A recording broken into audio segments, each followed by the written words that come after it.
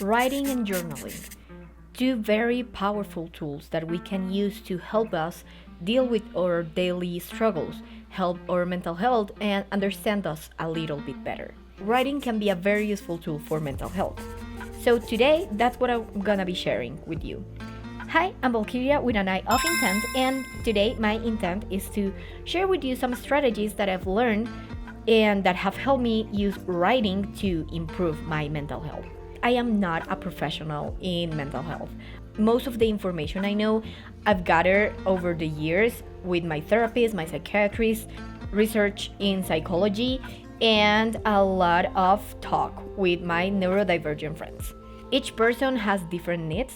An autistic person probably doesn't need the same thing as a person with BPD. What I'm saying is, check this out, see if it works, give it a shot, and if they don't work, there's nothing wrong with you and there's nothing wrong with me. We are just different people that will need different tools in order to manage our struggles. Neurodivergency is a big spectrum, and not everyone is the same or can use the same tools. So take it easy, see if it works, and if it doesn't, you can look for more advice. If you can, try to get a therapist, and they should be able to help you better than I could, because it will be personalized. However, I do know that therapy is very expensive and everything mental health is very expensive, so I know it's not always that easy to get one. And sometimes if you get the chance to have a therapist, it's gonna be not the best. So in case you're looking for some ways to self-regulate and you think this might help, this video is for you. If you would like for me to talk more about mental health, please let me know. I will be more than happy to. Now let's start with the list. Write how you're feeling. Even if I throw it away later, writing can be a discreet tool to calm your mind.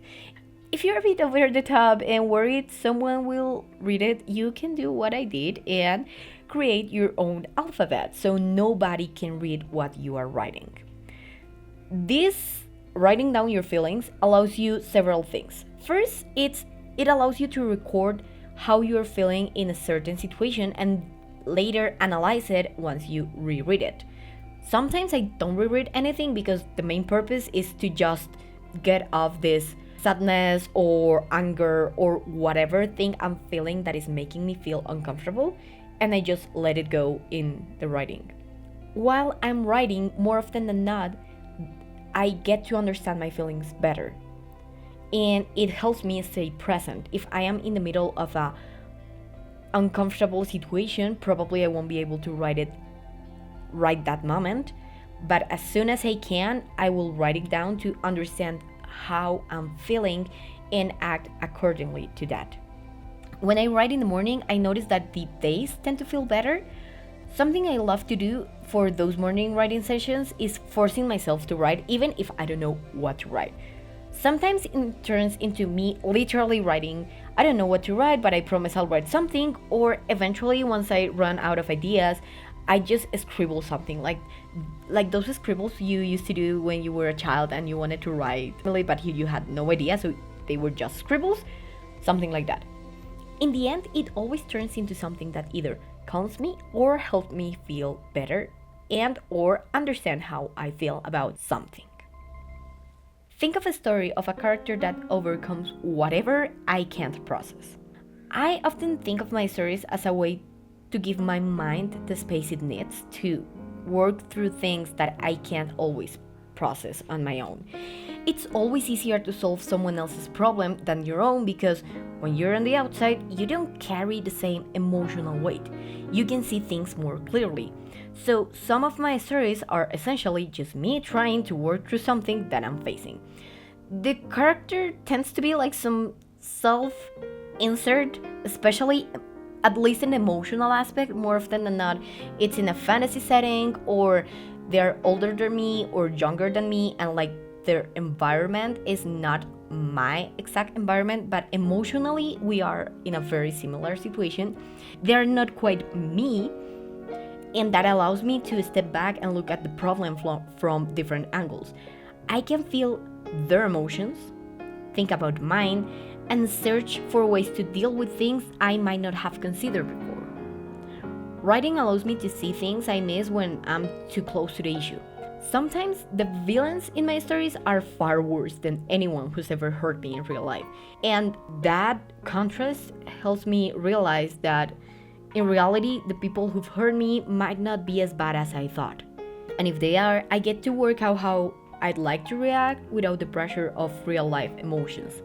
I know, and I'm pretty sure everyone does this, I am the kind of person that sometimes imagines fights in my head and I'm like, but you shouldn't do this. And I imagine the fight, but it never plays out that way in real life. Either the other person is way calmer or way more aggressive, or I am way calmer than I would like to be in this imaginary setting where I defend myself. Having this chance to imagine someone that is like myself but not quite me allows me to think more clearly on the essence of what I need to do.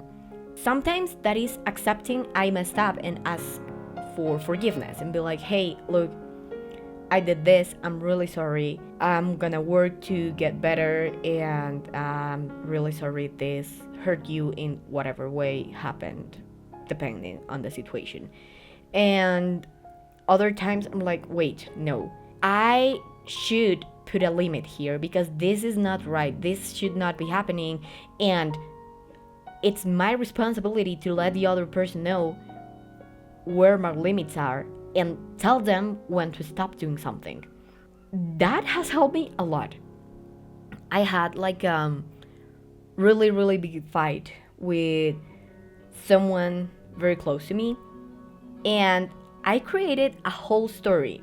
I didn't finish it because at the time I was trying to make a comic, and I created a whole story which the main plot wasn't even the main problem I was having in real life. The story was like a Cinderella-esque singer falling in love with a producer, and a tiny part of the personal life of the singer was the problem I was having in real life.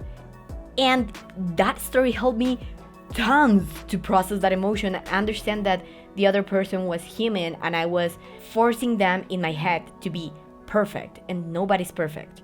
So once I understood that, first, they are not as bad as I made them to be in my head, and second, they're human and they can and will make mistakes, that helped me heal a lot. I can't change the other person, but through writing I can change how I respond. My stories start more from a personal struggle, and I like to focus on that because while I love fantasy and very complex magic systems, like I'm a sucker for that, if the character doesn't have any sort of emotional thing happening to them, it turns boring really quickly, and it doesn't really help me process anything. It loses its purpose to me, and more often than not, and the Cinderella-esque story I told you about, once I finished processing those feelings, I stopped writing it, so I never finished it. I didn't even got to properly share. I started publishing this comic on Webtoon, and I didn't even got to what, like, the real life struggle that put me to write this story. I didn't even got there. But just imagining it and writing it down, it really helped me understand the other person's perspective. It really helped me understand my own perspective, see that things weren't as bad as I thought, and in general just process what's going on. It can really give you tools that you can't see when you're in the middle of that shit. If you're interested in other tips that I have that are more focused on using drawing as a coping mechanism instead of writing, you can check this video right here, and I'll see you in the next one. Bye bye!